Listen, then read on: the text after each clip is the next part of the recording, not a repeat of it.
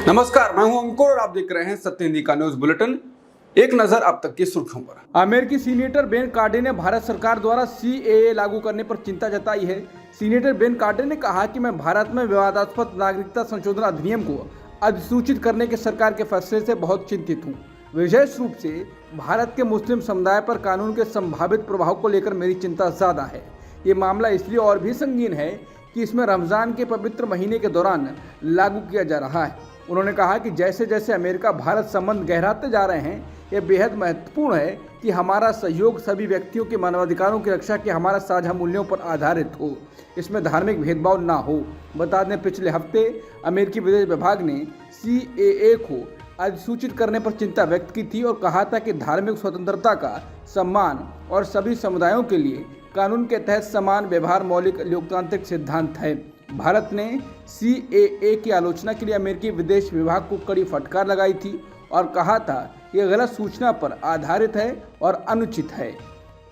देश भर से नागरिकता संशोधन के खिलाफ दाखिल 200 से ज्यादा याचिकाओं पर सुप्रीम कोर्ट में आज सुनवाई हुई। सुप्रीम कोर्ट ने फिलहाल CAA पर किसी भी तरह की रोक लगाने से इनकार कर दिया।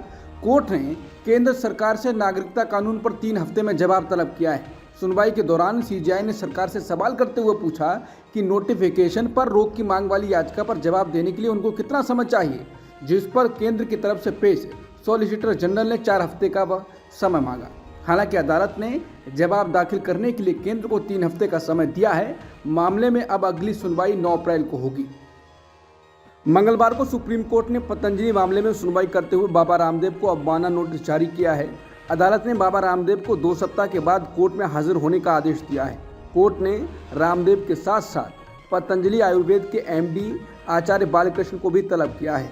कोर्ट में हाजिर न होने पर नाराज सुप्रीम कोर्ट ने कहा कि इसके परिणाम भुगतने होंगे। कोर्ट ने पतंजलि आयुर्वेद के कथित झूठे दावे वाले विज्ञापन को लेकर यह ऑर्डर सुनाया है। इससे पहले भी सुप्रीम कोर्ट ने योग गुरु बाबा रामदेव को नोटिस जारी कर अदालत में बुलाया था। बीजेपी ने लोकसभा चुनाव 2024 को लेकर अपनी 2 लिस्ट जारी कर दी हैं। पहली लिस्ट में पार्टी ने यूपी के 51 प्रत्याशी घोषित कर दिए हैं, जिसमें सभी मौजूदा सांसदों के नाम थे। बात दूसरी लिस्ट की करें तो पार्टी ने यूपी के एक भी प्रत्याशी का नाम घोषित नहीं किया है। माना जा रहा है कि जिन प्रत्याशियों का नाम घोषित नहीं किया गया है, उनमें से कई सीटों पर पार्टी नए प्रत्याशी घोषित किए जाएंगे और इसके चलते ही सवाल उठ रहा है कि पार्टी के बड़े नेता माने जाने वाले वरुण गांधी का क्या होगा। वरुण गांधी पीलीभीत से सांसद हैं। पीलीभीत लोकसभा सीट के लिए मतदान पहले चरण में होगा और इसीलिए 20 मार्च से इसके लिए नॉमिनेशन प्रक्रिया शुरू हो जाएगी। 20 अप्रैल को पीलीभीत में वोटिंग होगी, लेकिन अभी तक बीजेपी ने नहीं बताया है कि यहां से प्रत्याशी कौन होगा। इसकी बड़ी वजह ये हो सकती है कि वरुण गांधी ने पिछले कई वर्षों में पार्टी लाइन से हटकर बयान दिए थे और खुद को एक नेता के तौर पर प्रोजेक्ट करने के संकेत दिए थे। वरुण गांधी के विवादित व्यक्तित्व के चलते सूत्र बताते हैं कि उनका टिकट बीजेपी इस बार काट सकती है। वहीं खास बात यह भी है कि पार्टी कांग्रेस से ही आए एक चेहरे को पीलीभीत से अपना लोकसभा प्रत्याशी बना सकती है, जो कि जितिन प्रसाद हैं। प्रसाद फिलहाल यूपी की योगी सरकार में मंत्री पद पर हैं और खबरें हैं कि पार्टी उन्हें लोकसभा भेज सकती है। वरुण गांधी की तरह जितिन प्रसाद भी एक युवा चेहरा माने जाते हैं। इसके अलावा सूत्रों का कहना है कि इस सीट से संजय गंगवार का नाम भी सामने लाया जा सकता है। केंद्रीय चुनाव आयोग ने 24 घंटे के भीतर एक बार फिर पश्चिम बंगाल के पुलिस महानिदेशक को बदल दिया है। आयोग ने सोमवार को राजीव कुमार को इस पद से हटाने का फैसला करते हुए सरकार से इसके लिए 3 नाम मांगे थे। सरकार ने जो 3 नाम भेजे थे, उनमें विवेक साही के अलावा संजय मुखर्जी और राजेश कुमार के नाम शामिल थे, जिसके बाद आयोग ने विवेक साही को इस पद पर नियुक्त करने का निर्देश दिया था। लेकिन 24 घंटे के भीतर ही अब संजय मुखर्जी को महानिदेशक बनाने का निर्देश दिया गया है। आयोग की ओर से आज मुख्य सचिव BP गोपालिका को भेजे पत्र में यह आदेश दिया गया है। सुप्रीम कोर्ट ने शरद पवार को मंगलवार को बड़ी राहत दी। कोर्ट ने शरद पवार गुट को लोकसभा और विधानसभा चुनावों के लिए पार्टी का नाम राष्ट्रवादी कांग्रेस पार्टी शरद चंद्र पवार का उपयोग करने और पार्टी चिन्ह तुरहा बजाते हुए व्यक्ति का इस्तेमाल करने की अनुमति दे दी है। कोर्ट ने इसके साथ ही चुनाव आयोग को आदेश दिया कि चिन्ह तुरहा बजाता व्यक्ति किसी को आवंटित न किए जाए। लोकसभा चुनाव 2024 के लिए राज ठाकरे की महाराष्ट्र नवनिर्माण सेना NDA गठबंधन का हिस्सा बन सकती है। अगर ऐसा होता है तो महाराष्ट्र में NDA गठबंधन और मजबूत होगा। महाराष्ट्र में इस समय एनडीए की सरकार है, जिसमें भाजपा के साथ मुख्यमंत्री एकनाथ शिंदे की शिवसेना और अजित पवार के एनसीपी पहले ही गठबंधन का हिस्सा हैं। दिल्ली में मनसे प्रमुख राज ठाकरे की केंद्रीय मंत्री अमित शाह से मुलाकात के बाद सियासी पारा हाई है। इस बीच उद्धव ठाकरे की पार्टी शिवसेना यूबीटी की सांसद प्रियंका चतुर्वेदी की प्रतिक्रिया सामने आई है। उन्होंने कहा कि बीजेपी को इससे कोई फायदा नहीं होगा। साथ ही उन्होंने कहा कि महाराष्ट्र में बीजेपी के पास आत्मविश्वास नहीं है। राज ठाकरे और शाह की मुलाकात पर प्रियंका चतुर्वेदी ने कहा कि एक बात तो बहुत स्पष्ट हो चुकी है कि कहां एक तरफ बीजेपी 400 पार करेंगे कि नारा लगा रही थी, लेकिन अब उन्हें 200 पार करने का भी कॉन्फिडेंस नहीं है। खासकर महाराष्ट्र को लेकर वो जानते हैं कि आपने 2 पार्टी तोड़ी, फिर भी जनता आपके समर्थन में नहीं आ रही है। आप सत्ता में जरूर हैं, पर सिर्फ सत्ता का भोग ले रहे हैं, जनता के लिए कोई काम नहीं कर रहे हैं। मंदिरों के पैसे रोकने पर इलाहाबाद हाईकोर्ट में सुनवाई हुई। हाईकोर्ट ने निर्देश दिया कि आयुक्त, सचिव, राजस्व बोर्ड उत्तर प्रदेश अदालत में हाजिर हों और बताएं कि ठाकुर रंगजी महाराज विराजमान मंदिर वृंदावन और वृंदावन के 8 अन्य मंदिरों की वार्षिकी पिछले 4 वर्षों से क्यों रोकी गई। जस्टिस रोहित रंजन अग्रवाल ने कहा कि इस कोर्ट को ये जानकर दुख हुआ कि मंदिरों और ट्रस्टों को राज्य सरकार से अपना बकाया जारी करने के लिए कोर्ट का दरवाजा खटखटाना पड़ता है, जो कि राज्य के खजाने से अपने आप मंदिर के खाते में जाना चाहिए। ये एक वार्षिक सुविधा है और संबंधित अधिकारी को मंदिर की वार्षिकी जारी करने के लिए आवश्यक व्यवस्था करनी चाहिए थी, जिसके बाद इस खबर को शेयर कर लोग तंज कस रहे हैं। मोहम्मद जुबैर ने खबर को शेयर कर तंज कसा है और कहा है कि हिंदुत्व की सरकार जान पड़ती है, इसके साथ ही जोर जोर से हंसा है। कांग्रेस नेता राहुल गांधी के शक्ति वाले बयान पर बीजेपी सांसद रविशंकर प्रसाद ने कहा कि राहुल गांधी ने कल हिंदू संस्कृति का अपमान किया। हमने सोचा था कि उन्हें अपनी गलती का एहसास होगा, लेकिन एक दिन बाद भी बयान को सुधारने की कोई कोशिश नहीं की गई। उनके मंडली के प्रवक्ता उनकी टिप्पणी में ज्ञान ढूंढ रहे थे और इसे उचित ठहराने का प्रयास कर रहे थे। राहुल गांधी के नेतृत्व वाली कांग्रेस पार्टी महात्मा गांधी के सिद्धांत और आदर्शों से ओतप्रोत कांग्रेस पार्टी नहीं रही। ये एक माओवादी विचार और हिंदू विरोधी विचार, विभाजनकारी विचार लेके चलती है। राहुल गांधी पूरी तरह से इन तत्वों के प्रभाव में हैं। उन्होंने कहा कि ऐसे शब्दों का प्रयोग राहुल गांधी किसी अन्य आस्था के बारे में कर सकते हैं क्या? आप में हिम्मत है, करने दिया जाएगा। कांग्रेस नेता रोहन गुप्ता को पार्टी ने अहमदाबाद ईस्ट सीट से टिकट दिया था, अब उन्होंने चुनाव लड़ने से इनकार कर दिया है। इसके पीछे उन्होंने अपने पिता की गंभीर मेडिकल स्थिति बताई है। उन्होंने कहा कि पार्टी किसी नए उम्मीदवार को टिकट देगी तो वो उसका पूरी तरह समर्थन करेंगे। बता दें कि रोहन गुप्ता कांग्रेस के राष्ट्रीय प्रवक्ता भी हैं। असम के मुख्यमंत्री हिमंत बिस्वा शर्मा ने कहा है कि कांग्रेस से जो भी जीतेगा उसे मैं बीजेपी में ले आऊंगा। उन्होंने पत्रकारों से बातचीत में कहा कि कांग्रेस के प्रत्याशियों को वोट देकर अपना वोट बर्बाद ना कीजिए। जो भी कांग्रेसी गलती से जीत भी जाएंगे वो इस्तीफा देकर भाजपा में शामिल हो जाएंगे। शर्मा ने मतदाताओं को यह संदेश देने की कोशिश की कि विपक्षी पार्टी को वोट देने का कोई मतलब नहीं है। लोकसभा चुनाव से पहले नीतीश कुमार की पार्टी जेडीयू को बड़ा झटका लगा है। जेडीयू के राष्ट्रीय महासचिव मोहम्मद अली अशरफ फातमी ने पार्टी की सभी जिम्मेदारियों से इस्तीफा दे दिया है।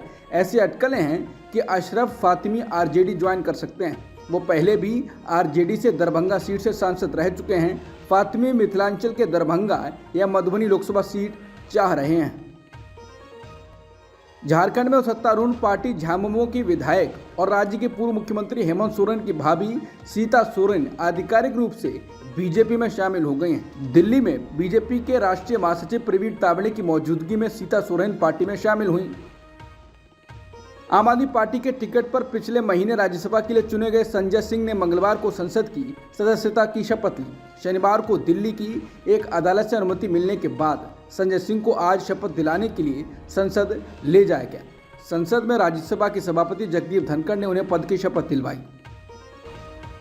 दिल्ली शराब नीति घोटाला मामले में बीआरएस नेता के कविता की गिरफ्तारी के 3 दिनों के बाद सोमवार को ईडी ने एक बयान जारी कर सनसनीखेज दावा किया है। ईडी का दावा है कि के कविता ने दिल्ली शराब नीति को बनाने और उसे लागू करने में लाभ पाने के लिए आम आदमी पार्टी के वरिष्ठ नेताओं के साथ मिलकर साजिश रची थी। मीडिया रिपोर्ट्स के मुताबिक ईडी ने दावा किया है कि इसके लिए के कविता ने दिल्ली के सीएम अरविंद केजरीवाल और डिप्टी सीएम मनीष सिसोदिया को 100 करोड़ रुपए का भुगतान किया था। वहीं के कविता ने अपनी गिरफ्तारी के खिलाफ सुप्रीम कोर्ट में याचिका लगाई है। उनका कहना है कि उन्हें गैर कानूनी तरीके से हिरासत में लिया गया है।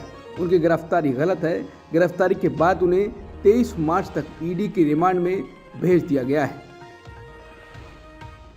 ईडी ने अरविंद केजरीवाल को शराब नीति मामले में साजिशकर्ता बताया है और कहा है कि के कविता ने दिल्ली के सीएम अरविंद केजरीवाल और डिप्टी सीएम मनीष सिसोदिया को 100 करोड़ रुपए का भुगतान किया था। इसके बाद अब अरविंद केजरीवाल की गिरफ्तारी पक्की मानी जा रही है। अब तक आम आदमी पार्टी का कहना था कि उन्हें किसके लिए समन भेजे जा रहे हैं, वो हैं क्या, वो क्या गवाह हैं। अब ईडी ने सीधे साजिशकर्ता ही बता दिया है। इसके बाद लोगों का कहना है कि सिसोदिया गिरफ्तार हो ही चुके हैं, कि कविता भी गिरफ्तार हो चुकी हैं। अब केजरीवाल का नंबर है और लोकसभा चुनाव से पहले बड़ा खेल हो सकता है। आप नेता गोपाल राय ने कहा है कि अगर इलेक्टोरल बॉन्ड का सच देश के सामने आ जाएगा तो बीजेपी का 400 पार का नारा कहीं 40 पार का नारा न रह जाए। उन्होंने कहा कि इसलिए कल सीबीआई ने भी कहा कि अभी बड़े बड़े नेता गिरफ्तार होने वाले हैं। ये साफ दिखा रहा है कि विपक्ष के नेताओं को गिरफ्तार करने का तेजी से प्लान बन रहा है। उन्होंने कहा कि रही बात केजरीवाल को गिरफ्तार करने की, तो देश में तानाशाही का राज चल ही रहा है। जिसको चाहो जैसे चाहो उठा लो। दिल्ली शराब घोटाला मामले में केजरीवाल को साजिशकर्ता बताया है। इसके बाद आम आदमी पार्टी ने ईडी को आड़े हाथों लेते हुए कहा कि इससे पहले भी एजेंसी ने ऐसे झूठे बयान जारी किए हैं, जिससे पता चला है कि ये एक निष्पक्ष जांच एजेंसी बनने के बजाय बीजेपी की राजनीतिक इकाई के तौर पर काम कर रही है। आम आदमी पार्टी ने कहा कि हर दिन मीडिया में सनसनी पैदा कर ये अरविंद केजरीवाल और मनीष सिसोदिया की छवि धूमिल करने का प्रयास है। ईडी के हालिया बयान में कोई नया तथ्य साक्ष्य सामने नहीं रखा गया है। इससे ईडी के हताशा का पता चलता है कि वो इस मामले में एक भी सबूत पेश नहीं कर पाई है, जबकि 500 से अधिक छापेमारी कर चुकी है और हजारों गवाहों से पूछताछ कर रही है। आपने कहा कि पूरी दुनिया जानती है कि ये पूरा मामला फर्जी है और अब तक इसमें एक भी सबूत पेश नहीं किया जा सका है। पश्चिम बंगाल की ममता बनर्जी की पार्टी टीएमसी प्रधानमंत्री मोदी के खिलाफ चुनाव आयोग पहुंची है। तृणमूल कांग्रेस ने सोमवार को पीएम मोदी पर आचार संहिता के उल्लंघन करने का आरोप लगाते हुए चुनाव आयोग से शिकायत की है। सांसद डेरेक ओब्रायन ने शिकायत में कहा है कि प्रधानमंत्री मोदी ने 15 मार्च को लोगों का एक पत्र लिखा है, जिसमें केंद्र सरकार द्वारा शुरू किए गए विभिन्न कार्यक्रमों व योजनाओं की जानकारी दी गई है। ये पत्र 16 मार्च को दोपहर 3 बजे बाद लोगों को मिला है, जिस समय आचार संहिता लागू हो चुकी थी। बता दें, टीएमसी के एक अन्य सांसद साकेत गोखले ने भी पीएम द्वारा भारतीय वायुसेना के हेलीकॉप्टर के इस्तेमाल को आचार संहिता का उल्लंघन बताकर आयोग को शिकायत की है। टीएमसी नेता साकेत गोखले ने पीएम मोदी की रैली की एक फोटो ट्वीट किया है और कहा है, ये चौंकाने वाली बात है कि कैसे चुनाव आयोग खुलेआम मोदी को नियमों का उल्लंघन करने दे रहा है। चुनाव आयोग के नियम चुनाव प्रचार के लिए बच्चों के इस्तेमाल पर सख्ती से रोक लगाते हैं और फिर भी कल कोयम्बटूर में पीएम मोदी की रैली में 50 सरकारी स्कूली बच्चों को भाग लेने के लिए लाया गया था। कोई कार्रवाई क्यों नहीं हुई चुनाव आयोग? एनडीए में सीट शेयरिंग से नाराज लोक जनशक्ति पार्टी के अध्यक्ष पशुपति पारस ने मोदी कैबिनेट से इस्तीफा दे दिया है। उन्होंने कहा कि हमारे साथ व्यक्तिगत तौर पर नाइंसाफी हुई है। पशुपति पारस ने कहा कि मैंने लगन और वफादारी से एनडीए की सेवा की, लेकिन मेरे साथ व्यक्तिगत तौर पर नाइंसाफी हुई। आज भी मैं पीएम मोदी का शुक्रगुजार हूँ। आरजेडी से बातचीत पर पारस ने कहा कि जितना बोलना था उतना बोल दिया है। भविष्य की राजनीति हम अपनी पार्टी के कार्यकर्ताओं के साथ बैठकर तय करेंगे। तमिलनाडु में अपनी स्थिति मजबूत करने में जुटी बीजेपी को अब एस रामदास की पीएमके यानी पट्टाली मक्कल काची का साथ मिला है। पीएमके ने सोमवार को बीजेपी के नेतृत्व वाली एनडीए गठबंधन में शामिल होने का ऐलान किया। इसके बाद कहा जा रहा है कि बीजेपी ने पार्टी को 10 लोकसभा सीटों की पेशकश की है। रिपोर्ट्स के मुताबिक इस डील पर तमिलनाडु बीजेपी के अध्यक्ष के अन्नामलाई और पीएमके के संस्थापक एस रामदास ने हस्ताक्षर किए हैं। तेलंगाना की राज्यपाल और पुडुचेरी की उपराज्यपाल पद से तमिलिसाई सौंदरराजन का इस्तीफा राष्ट्रपति द्रौपदी मुर्मू ने स्वीकार कर लिया है। सौंदरराजन ने सोमवार को अपने पद से इस्तीफा दिया था। तमिलनाडु के रहने वाली सौंदरराजन लोकसभा चुनाव में अपने राज्य के ही किसी सीट से बीजेपी के उम्मीदवार हो सकती हैं। वो कई बार कह चुकी हैं कि वो राजनीति में सक्रिय होना चाहती हैं। अरुणाचल प्रदेश पर हाल ही में चीन के किए गए दावे को भारत के विदेश मंत्रालय ने बेतुका बताया है। विदेश मंत्रालय ने एक बार फिर कहा कि अरुणाचल प्रदेश भारत का अभिन्न हिस्सा है और रहेगा, जिसे कभी अलग नहीं किया जा सकता। विदेश मंत्रालय के प्रवक्ता रणधीर जायसवाल की ओर से बयान चीन की सेना के अरुणाचल प्रदेश को अपना क्षेत्र बताए जाने के 2 दिन बाद आया है। Chief of defence staff general Anil Chauhan ने कहा कि चीन से सटी अस्थिर सीमाएं और चीन का उदय निकट भविष्य में भारत और भारतीय सशस्त्र बलों के लिए सबसे बड़ी चुनौती बनी रहेगी। जनरल चौहान ने कहा कि सभी विवादित सीमाओं की तरह विरोधी द्वारा नए तथ्य, टोपोनोमी, नक्शे में छेड़छाड़ या एक नया विमर्श बनाने की प्रवृत्ति बरकरार रहेगी।